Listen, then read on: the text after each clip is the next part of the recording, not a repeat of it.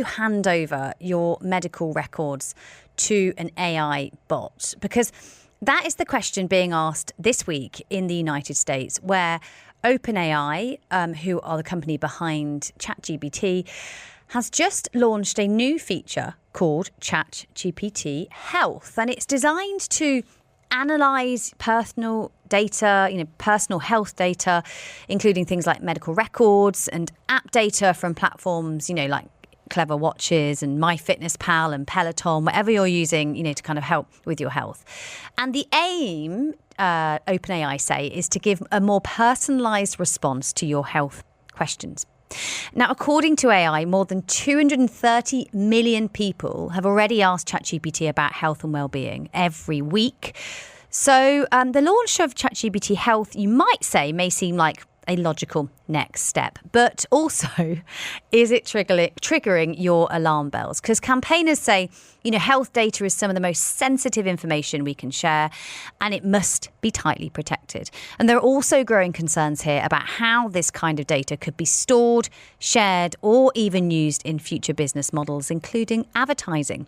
And you might remember that a couple of months ago, OpenAI clarified that ChatGPT was no longer allowed to give medical advice, along with legal advice, actually, and that it's not a tool for diagnosis or treatment. It's more of a support tool, but not to replace the roles of doctors. But critics say that this could be a watershed moment in terms of ChatGPT Health, but raising those serious questions about data privacy, regulation, and the future of AI in healthcare. Is it good or is it bad? Cruel or kind? I'm sure there are ways that it is good in healthcare, but I'd like to ask you, would you trust a chatbot with your health history? Get in touch. The number's 4001. And I have two clinicians joining me to discuss this topic. Delighted to say in the studio with me is Dr. Rania Ayat Hoayek. She's a specialist paediatrician and medical director at Circle Clinic in Dubai. And joining me on the line is Dr. Nawaf Dagher. He's a consultant in general and advanced laparoscopic surgery at International Modern Hospital, Dubai. Hello to both of you, and thank you for coming on the agenda. Hello, good morning. Absolute pleasure to have you both. Always a good topic, anything to do with AI and medicine. Dr. Rania, if I could start with you, what was your first reaction? Obviously, this is happening in the US. It's not here yet. But as a doctor, is it kind of a friend or a foe, this update? It's a double-edged sword. So I think patients, or I call them patients, but people have been using ChatGPT and other sort of AI platforms for a long time now to help with their medical conditions or just ask medical questions. And I think what this does is almost normalizes it more and makes it, so it puts a title to it. So in a way, I do think if used properly, this can add value to people's the way they handle their own medical information and the way they present it to a medical provider. Okay, because obviously the point of this is that you upload your medical records. It's not sort of asking it, I have these symptoms, what is it? Dr. Dagher, what's your reaction? Would you welcome your patients to be uploading sensitive data like this to a chatbot? Look, there is a different points of view.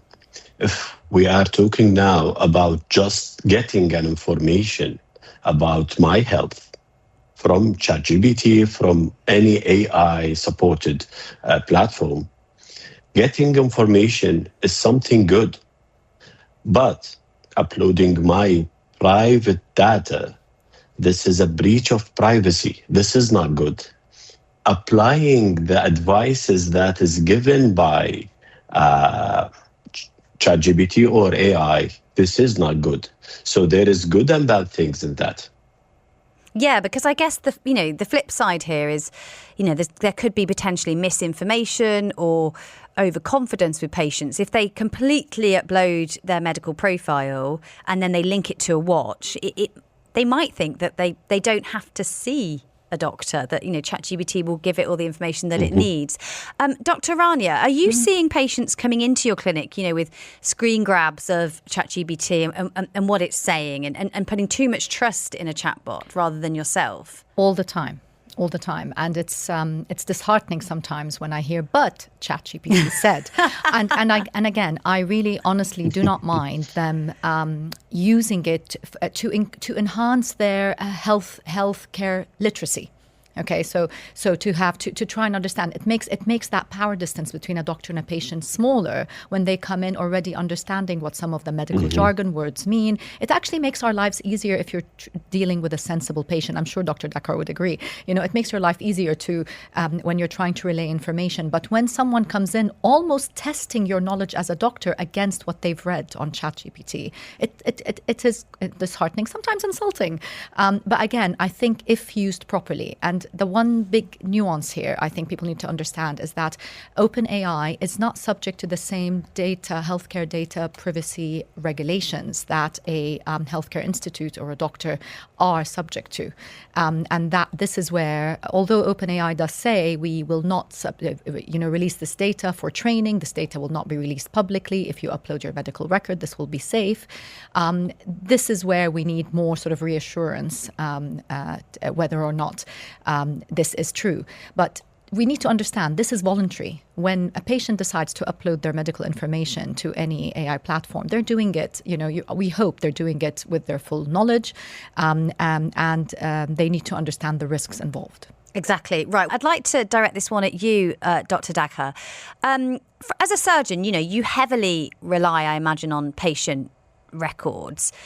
If patients were prepared to upload their patient record to ChatGPT Health and you could use that as a platform in, preoperative planning or risk assessment, would you find that useful?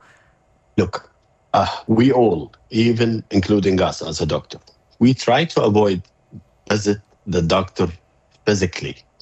We feel that if we get the information through any way, like phone call, like just AI, that would be helpful.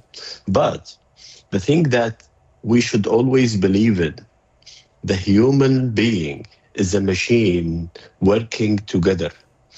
We don't rely only on solid numbers that we find on records. We rely on how the patients walk, how he smiles, how he sits, how he breathes. So these things we would never get through just solid numbers or even images on medical records. This is the way how we deal with a human being. So that would be never helpful to upload this data and just to check it and to say this patient is a high risk or this patient is a low risk patient. Sometimes the mentality of the patient that we are dealing with, making him high risk patient or low risk patient. Okay, I mean, that is a really good distinction to point out. And I think you would agree with that, Dr. Rania. Yeah. You did say to me during the song that there is times that this could perhaps be a useful tool.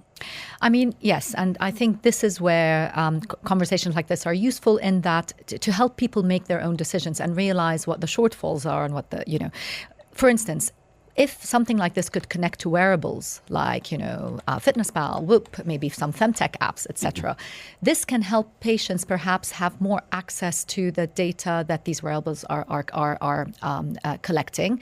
It could help a clinician have access to data that maybe the patient isn't even aware of. So when they meet their doctor, they can pass this on. So there are areas where it's useful. You and I also talked about this. When we say uploading a medical record, I don't know a single patient who has a unified medical record at their fingertips.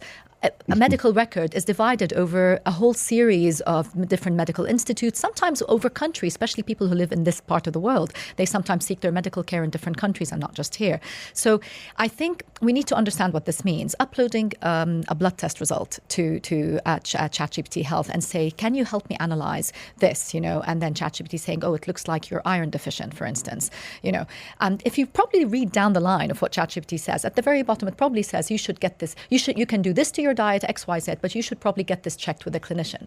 I find with my patients that's often ignored. They never get that far. No, because in their mind, I'll just eat XYZ. And listen, a lot of the advice is sound when it's something that simple. But if you have a much more complex case, something that's chronic, like something I heard where someone said, I would never trust ChatGPT because when we did you mention that to me? Yes, I think, we had a message in saying, I would not trust the medical diagnosis at all with AI-generated chatbots. My brother went through a horrible time when his wife uploaded the son's medical records. She trusted it and went with the wrong treatment. It was absolutely a breach of privacy that could have led to disastrous decisions. Please don't trust it at all. And thank you for sharing this information with the public.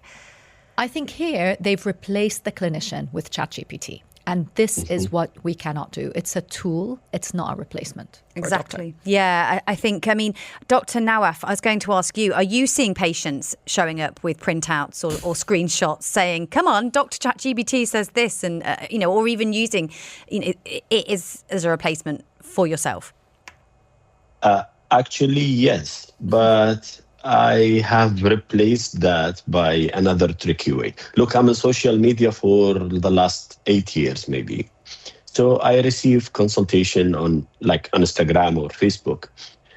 Now I am asking my patient through this online consultation, please go to ChatGPT, ask all your questions, get the answers, and come to my clinic, and we're going to discuss them one by one. Or sometime when they come to my clinic for the first visit, after we discuss the main concept of their condition, I ask them, please go and ask ChatGPT, what are the questions in your mind? Get the answer and bring it back to me, and we will discuss together.